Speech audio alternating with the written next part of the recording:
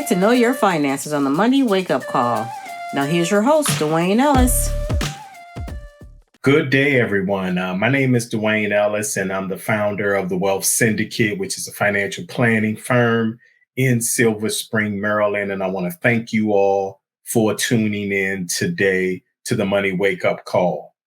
I want to tackle a topic today, and it is now February, so this is what's called Black History Month. So I want to tackle a topic that is, pertaining to our people, Black people as a whole. It's a topic that I've heard talked about over the years as a financial planner.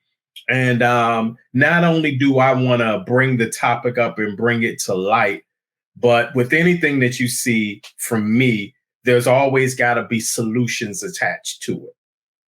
So this is not going to be done in one session. These 8 to 10 minute little chats that I do for now on the Money Wake Up Call, that's not going to be enough time to really talk about this topic. So by my count, it's going to take me at least 4 of these talks to kind of bring the topic the kind of light that it needs and the kind of solution orientated perspective that it needs as well. So what is the topic? The Black wealth gap. We've heard this over the years. We've heard it talked about time and time again, what our wealth looks like and compared to other communities. So I really want to talk about it, and I want to talk about it and then offer solutions as well. And I don't think we're going to be able to get to the solution part in this particular session, because I really want to start off with a definition of what that topic really means. So first, when we're talking about Black or Black people, we're talking about African-American descent. That's not really to exclude anyone else, but it's just to kind of narrow down which community we're talking about when we're talking about the topic of the Black wealth gap. Now, what is wealth? A lot of definitions for that, but I'm just going to offer one here for our conversation. Wealth is the abundance of valuable financial assets or physical possessions, which can be converted into a form that can be used for transactions. Now, that particular definition, that has a lot in it. It's kind of wordy, but it has a lot in it. Wealth is the abundance. So when you're talking about wealth, you're not talking about living paycheck to paycheck. And when you're talking about wealth, you're not really talking about money. The wealth can be converted into a form, as it says, that can be used for transactions. So wealth is the abundance of valuable financial assets or physical possessions. So we're not talking about living in scarcity necessarily. We're talking about having enough to let some of it sit down and be quiet and grow. And we'll talk about that and, how that works in future videos. So that's wealth, an abundance of valuable financial assets or physical possessions. What's the word gap mean? A gap. A gap is a break in a barrier, a separation in space, or a wide difference in character or attitude. That particular definition has a lot in it as well. Because when you're talking about what's termed as the Black wealth gap, it is definitely a separation. And if you have studied the numbers, and before I did this talk, I've looked at a lot of different numbers, and we're going to go over a couple of them in a second. There is definitely a separation in space. But gap, that last definition, is a wide difference in character and attitude.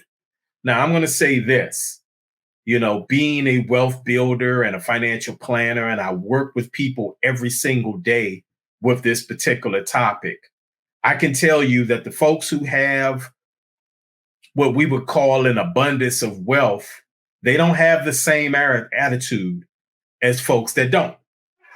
They don't think about things the same way as folks who don't. At the end of the day, and character is really a tricky word when you're talking about what character, but I'm talking about character really from a financial standpoint. Their character is a little bit different too in terms of how they deal with their money.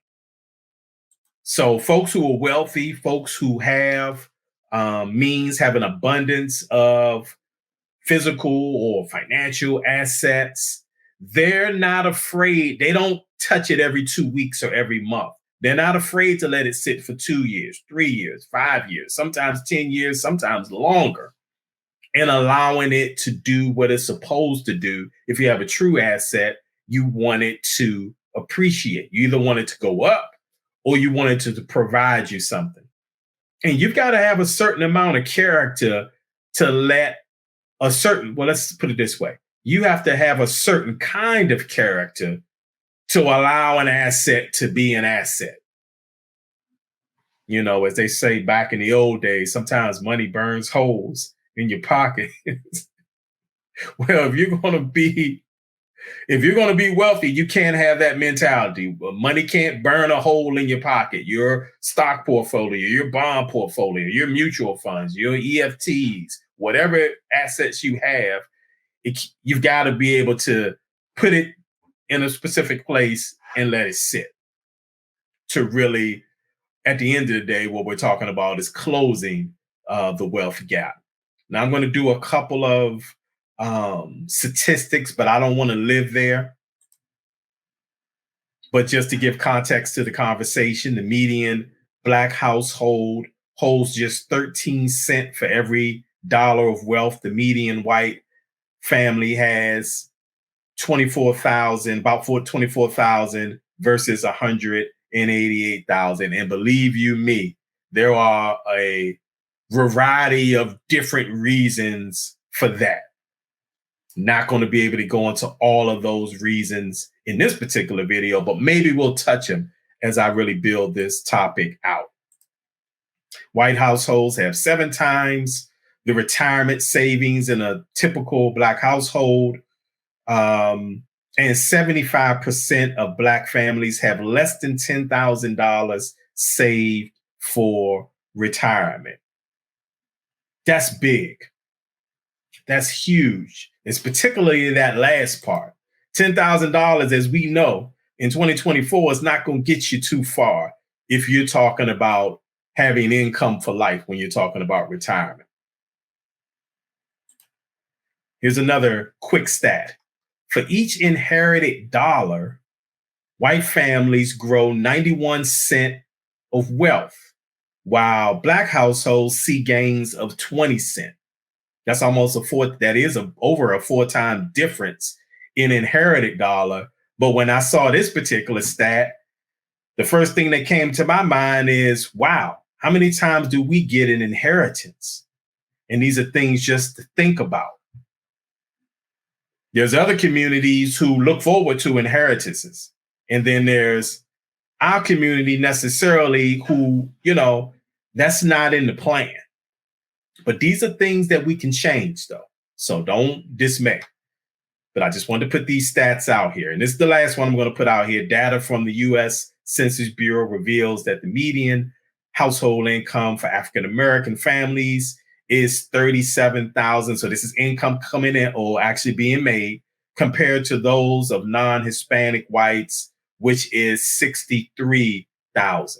And there's some other stats which speak towards the income gap between communities as well. So there's an income gap, there's an inheritance gap, there's a gap in actual wealth itself, and then there's a gap in retirement savings.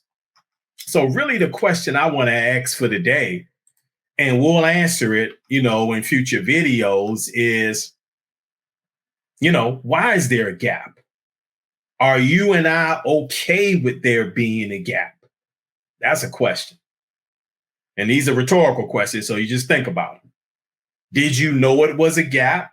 I think a lot of people that's going to read this video or look at this video, we know it's a gap. Do you believe we can close the gap? If we can, how do we do it? So these are questions that are going to be asked or answered in future videos, because again, I'm all about solutions. I'm not really about quoting stats. I'm more about what can we do if we want to do something about it? What can we do about it? So that's the entry to the talk for today. So of course, below is my website. If you need to reach out to me, if I've said something that you need clarification on, or you need help with your finances, go to my website, thewealthsyndicate.com, and reach out to me, and I will be glad to assist. So this is just part one of this Black Wealth Gap question. And really looking forward to the next one and the next one. And I think it's going to take me at least 4 parts, which will probably take me all the way through Black History Month to really bring this subject the way I would want to bring it. So thank you very much for your time today, and look forward to seeing you again.